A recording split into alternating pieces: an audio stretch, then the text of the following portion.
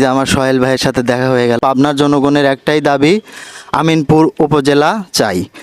তো এই বিষয়ে আমিনপুর উপজেলা চাই, এই বিষয়ে আপনি সোহেল ভাই বলেন, সাধারণ জনগণকে কি মেসেজ দিতে চান? আমরা বলতে চাই যে এই আমিনপুর থানা আছে, উপজেলাও হোক, এবং এটা হলে আমাদের জনগণের সবারই ভালো হবে এবং সবারই সচ্ছল, সবাই আনন্দিত হবে। আর ওই সেতুটা হলে সবাই আনন্দ ভোগ করবি, সবাই চলাফেরা ওঠা বসার জন্য সবাই একত্রিতভাবে, তাদের সবার জন্যই ভালো হবে। তা দর্শকদের একটু বলে দেন যে প্লিজ ভিডিওটা শেয়ার করেন। প্লিজ ভিডিওটা শেয়ার করবেন এবং সবাই দেখার জন্য সুযোগ করে দেন, যে যাতে আমাদের আমিনপুর থানায় উপজেলা খুব দ্রুত হয়। দ্রুত হয়, যাতে আমিনপুর থানার উপজেলাটা দ্রুত হয়, জনগণ এটাই চায়।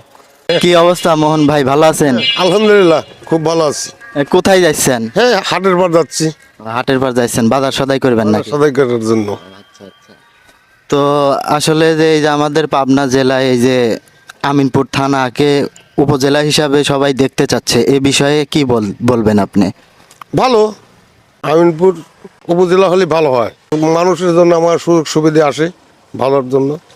মানে আমাদের এই আমিনপুর উপজেলা হলে আমাদের একটু ভালো হয়, সাধারণ জনগণের স্বস্তি মেলে আর কি, নাকি? সুস্থ মেলে। আর আমাদের পাবনা জেলায় তো ধরেন সব কিছুই আছে, হ্যাঁ, অবশ্যই আছে। শুধু হচ্ছে ওয়াই সেতু আর হচ্ছে আমিনপুর উপজেলা চাই, এই তো।